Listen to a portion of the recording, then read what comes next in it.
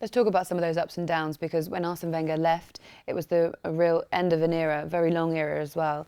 A strategy was put in place for Unai Emery to come in, and then the loss of Ivan Gazidis and Sven Mislintat. How disruptive was that to the plan? There's things that have been overlapping here.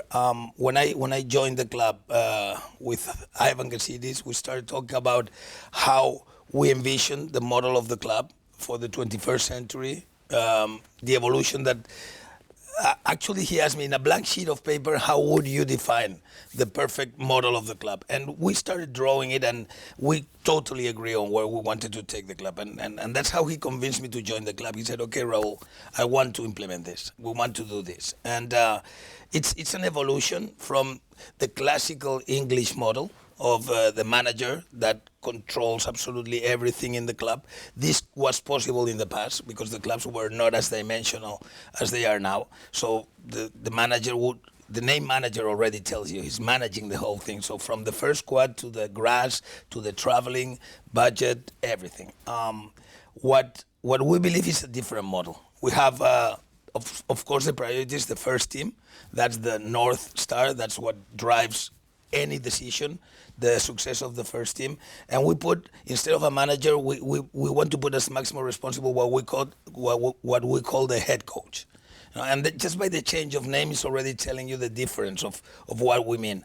We want somebody 100% focused on the performance of the first team, getting the best of it, preparing every game, preparing the analysis of the rivals, knowing exactly what we need to do in order to perform successfully in the particular season. So in a way, a little bit short-term oriented, much more than the global picture. To keep that on top, and Vinai was referring to that, we need at the bottom of that vertical axis, we need the academy. We need a very strong academy that produces good talent that can feed the first team. Again, repeating things that Vinai said before, it's not only a financial issue. Of course, it's cheaper to have your own players coming up, but it's also an identity issue. All the successful teams in history of football are based on players raised from the academy, from the Bayern in the 80s or Ajax in the 70s, Barca in the 90s. I mean, all the clubs that you can think of as legendary clubs are based on a lot of players coming from the academy. So that's the vertical axis of our sporting side. Strong academy to feed the first club. But of course, aside from that, we also need to feed with the best players of the market. So for that, we need what it's not very common here in England yet, although some clubs are already understanding the relevance of that. But I've been always working with a very strong position called the technical director. Now, the technical director has to bring the sporting philosophy of the club. It needs to, as I said, the head coach is more the short-term vision. The technical direction has to safeguard the medium and the long-term vision of the club. So that person needs to be in very close contact with the first coach. He needs to have the total trust of the first coach, have a total alignment, know the first team from in and out, so knowing what are the weaknesses, knowing what are the strengths of the team, knowing what's coming from the academy, as I was saying before. So any particular position, if he knows that somebody big is coming from a big talent is coming from the academy, he can already prepare the coach, the head coach. So we prepare that path. But also he needs to take care of all the market, of all the scouting, by markets and by ages. So he needs to coordinate that, have the perfect knowledge. Again, first team, weaknesses and strengths, what's coming from the academy and what's the talent outside. Now, to do that, and also Vinai pointed out that matter, and I think it's very important, you need to do that in the most efficient way. And for that, we have two areas in which we are strongly developing and placing our strategy. One is high performance. We need to bring a high performance philosophy to the club to optimize our players, our assets, to get the best of them, to avoid injuries, to to get the best performance physically and tactically and psychologically in the field. And we also are betting very much for data analytics. Nowadays we have tools that can really assess you to very cold objective criteria the performance of players. So the way we like to see the data analytics is it really helps you to avoid making mistakes. I mean, the football expertise, the football eye, it's crucial because you need your scouting structure to really identify the talent, but then you use the data analytics to make sure that you are not making mistakes on that. Now, that's the sporting side of our model. To finalize this model, we also need a strong football operations person that helps you coordinate the whole model, and that would be the skeleton. We would have the head coach on top. We would have the head of the academy in the bottom, on that vertical axis, and then to keep the horizontality of that, we have the technical director on one side, we have the football operations director on the other side. Football operations director is in charge of the budget control, of the coordination of the whole model, contacts with the agents, negotiation of contracts, etc., etc., etc. That would be the whole skeleton of football. Now, the skeleton are the bones. When you put on all the muscles and the liver and the heart and everything, that would be the high performance and the data analytics. To finalize the model, just to finish the whole picture, we are also, as you know, and this is a great year for us, we're also giving a lot of importance to women's football. So that's part of our model. Actually, it would be a micro model in the same way in this picture. And finally, to complete the whole football model that we're implementing would be the institutional relations. So both internationally with FIFA, UEFA, ECA, and domestically with the FA and the Premier League. And in that we are, Vinai and I, sharing responsibilities. So for example, this summer, when we need to identify what areas we need to strengthen within this team, it might come from Unai saying, well, I've worked with this first team for a whole season, this is where I feel like I need it. Technical director will also have his say as well. Director of football will also have his say. And then you'll go into the market or dip into the academy and identify who the right person is for that. And then ultimately, it will be a collective decision as to what person comes in and fills that gap. That's correct. What I would like to mention is there's not a clear starting point, like let's sit down today and analyze what we need. No, this is a process. It goes over the season. It goes over many conversations and many formal and informal meetings.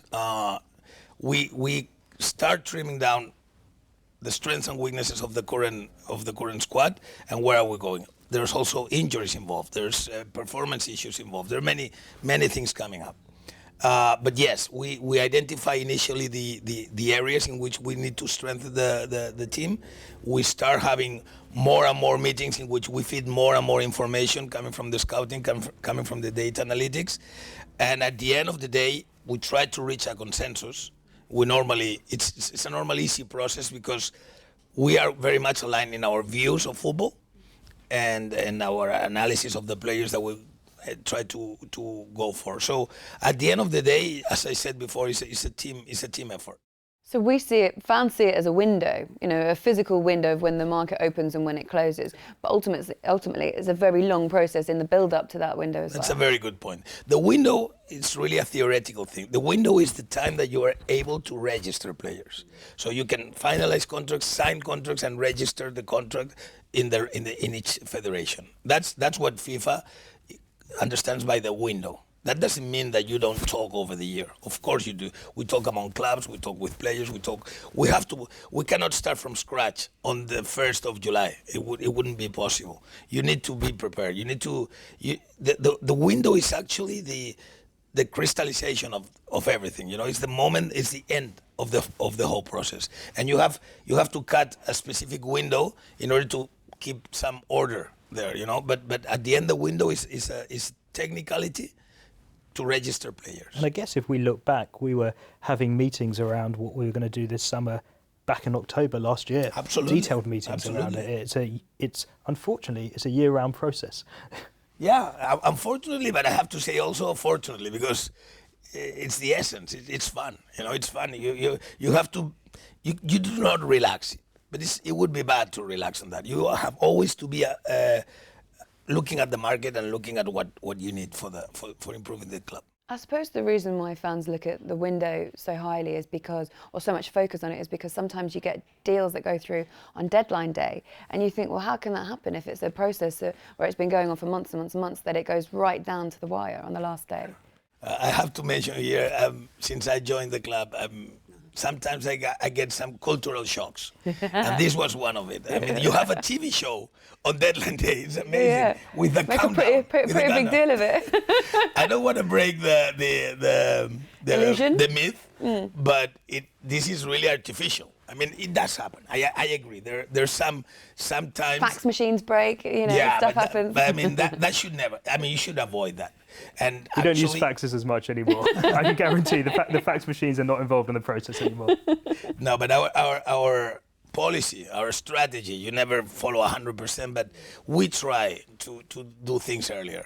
We just don't think it makes sense to get to the last minute. Of course, there are sometimes negotiations that take you to the end, because in every negotiation there are three parts involved, the player and the two clubs. And sometimes one of the parts, it's really difficult to get them moving, and they think that by dragging it, they could get a better terms for their interests. But in principle, I always try to avoid deadline day. I don't advise that to anybody. So just to recap that process, you've got the head coach, the academy coach, and then you have the director of football operations, and then you have the technical director role, which actually hasn't been filled currently. So how are you doing your business without anybody in that role? Correct, and that role is really crucial in the whole model. It's really, really important, and we are hoping to be able to get that covered very soon. For all the reasons I explained you, the relevance of this position. The good thing of Arsenal and of our organization is that we have very good people in this picture. We're only missing that piece. So we can cover for that right now. I mean, actually, if you think about Arsenal's history, we've never had one before, and we've been quite successful. So hopefully, or surely, we're going to be able to cover up for him in the short term. But when we're talking mid-term and long-term, we really need that position. So we are being very careful. We are being very analytical at the time of deciding who to take that position because of the relevance that position has. And I guess, we've talked earlier about culture. And if we talk about that picture in the four axes, we've got a great head coach, a great head of academy, and a great director of football operations. So we need to have a great technical director. So for us, it's more important to get the right person that we know is going to add the value in such an important position than just the quickest person we can get involved. It's all about getting the right person. And if we're going to be successful, we need the success of the club is going to be built around great people, and we can never compromise on the quality of people that we bring in. When you talk about budgets, I guess a lot of the targets that you want over the summer are going to rely on which European competition Arsenal will be, and how much effect does that have on it? Well, listen, Arsenal are a top European club, so we want to be playing in the top European competition. It's obviously important to our fans, it's important to our players, it's important to the types of players that we're talking to in the market, and obviously it's also important financially as well. There's more revenue available in the Champions League than there is in the Europa League, and all of that revenue we generate gets invested back into the squad. So we want to get back into the Champions League for all of those reasons. That said, we do have a robust business model.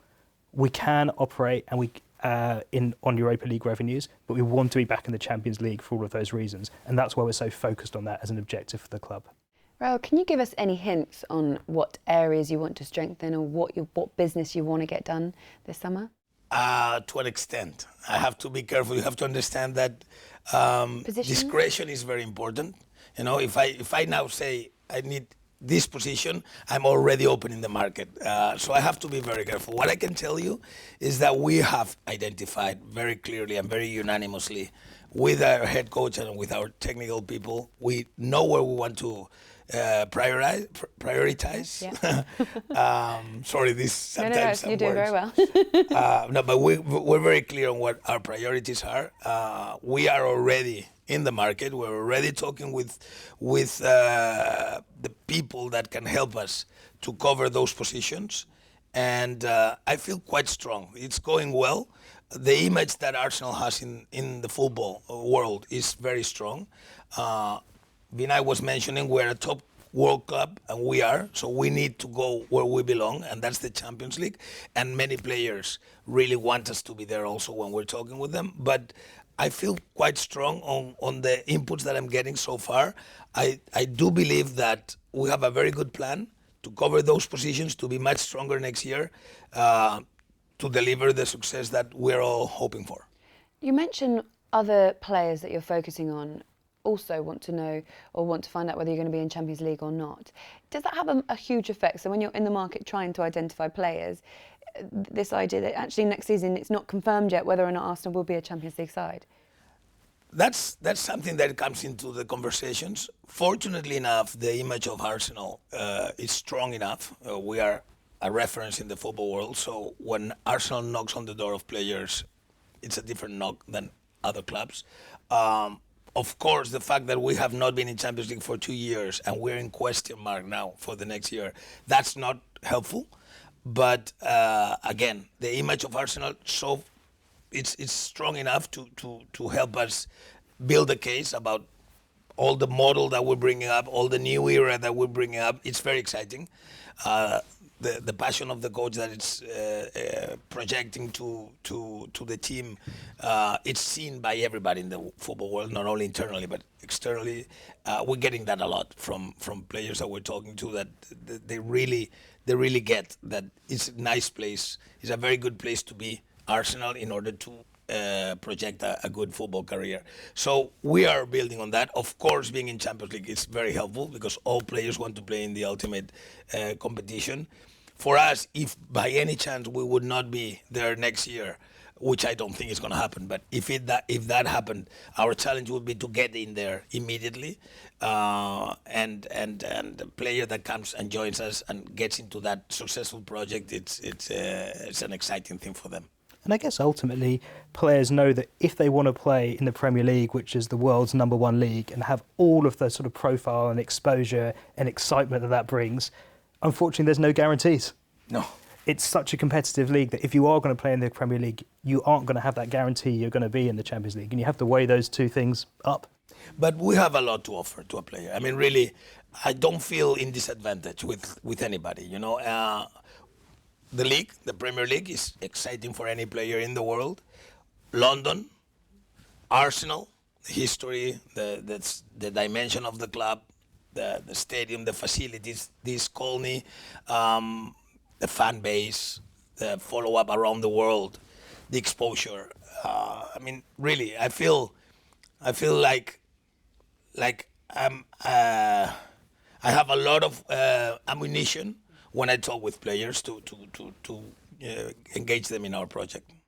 I think it's important as well to clarify for this fan base, when you talk about contracts, what actually happened with the Aaron Ramsey contract. Because when we talk about reinvesting in the club and trying to make the best deals possible and get some money back from players that we allow to leave or sell, what happened with Aaron Ramsey and why was he allowed to go on a free? Well, that's a good question. I'm glad you asked.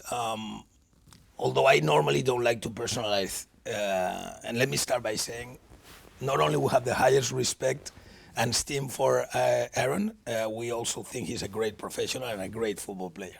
For circumstances, whatever it was, we went to the last year of contract. That's a problem. When you go to the last year of contract of a player, because of the way this is designed, there are a lot of clubs that can get that player for free. Now that player has a market value, a strong market value in Aaron's case. So you can any club can project the total investment of a player is always an addition of two factors: salary you're going to pay him and the transfer fee you're going to pay for him. Now if you take out one of those two, and by Aaron arriving to the last year of contract, one of those was pretty much zero. You can really build up on the other one very, very much. Now, we have to be responsible on how we manage the club. And one of the key things for me, and I've seen that happening in other clubs, one of the key things is to keep rationality in the salary balance of the team. Because of our circumstances, because of not renewing Aaron on time, we were in a situation in which Aaron had incredible offers. building up on the salary. He was really keen on staying with us, and he was ready to make an effort. But at the end of the whole process, we had to be responsible with ourselves and protect the interests of Arsenal. And we realized that we were going to cause disbalance. Is that a right word? Unbalance. Yes, Unbalance that would have been very harmful for the team's sake on the medium and longer term. So do you think that Arsenal can accept that there was an error made along the process way before to allow it to get to the situation where his contract was too close to being up? Well, yeah, I mean, at the end of the day, the problem, the real essence of the problem was that we had reached the last year of the contract. I think Vinai mentioned it at the beginning of this interview. One of our priorities is not to get to the last year of contracts. This is the example. This is the reason why. The only way to get to the end of a contract is when you're ready to release that player at the end of that contract. You know, but if you really want to keep that player, you need to renew him before getting to the last year of the contract, because you're putting yourself in a very weak position. We cannot get to the last year of the contract. And listen, if we cannot get a renewal before that, then we may have to sell. But the position of the club of losing a player of the quality, and not only football quality but human quality and club identification as Aaron, we have to avoid that. It's not correct for us. And I just echo everything that Raul says there, as well as the fact that Aaron leaves with our very best wishes. He's made an extraordinary contribution to the club in the time that he's been here, an integral part of our FA Cup successes along the way. He leaves with our best wishes, and we all saw the type of man that Aaron is on the pitch, giving absolutely 100% to the final minute, and the respect that we have for Aaron has only grown over the last season. I'd like to remark this also. Hopefully it was clear in my answer, but if by any chance there could be a doubt, I want to make clear we're extremely grateful to Aaron, and we're not pointing at him in any way. I mean, this is a circumstance that happened.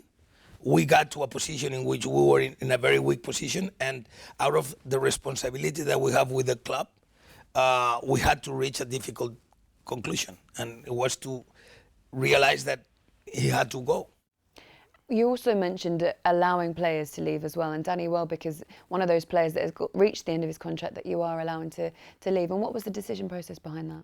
In ways, it's quite similar to the Aaron situation. This summer we were in talks with him to see if he had several offers. He decided to continue in the club until the end of the contract. We respected that. We knew that he was going to add a lot to the club over the last year. But again, we were in the last year contract, so it was a very similar situation. Mm-hmm. And obviously his injury, you can't account for injuries when you allow these things to happen either. Well, that's the only risk of going to the last year of contract. You have all the upsides on the strength that you have to negotiate a new contract elsewhere, but the risk that you're running is getting an injury on your last year. Yes. Raul, let's also celebrate the women's success this season and how proud it's made you. Absolutely. I mentioned it before. We believe very much in women's football. We were pioneers in this area. We're very proud of the great work that the whole staff, the coach, Claire, the general manager, and the players, obviously, they've done an amazing season, winning the league, which is already great, and the ultimate was the last game, in the last minute, scoring the goal that finally got the undefeated situation of Manchester City finished. So we scored that magnificent goal, by the way, and it was the best way to end an incredible season. So it was great. Yes, very, very proud, very, very happy. Excellent. Well, look, both of you, Vinai, Raul, thank you so much for being so open and honest and for clearing up a lot of things that I think a lot of fans wanted to know. So we appreciate it. Thank you very much. Thank you very much. Good luck in the summer and for the upcoming season as well. Thanks. Thank you.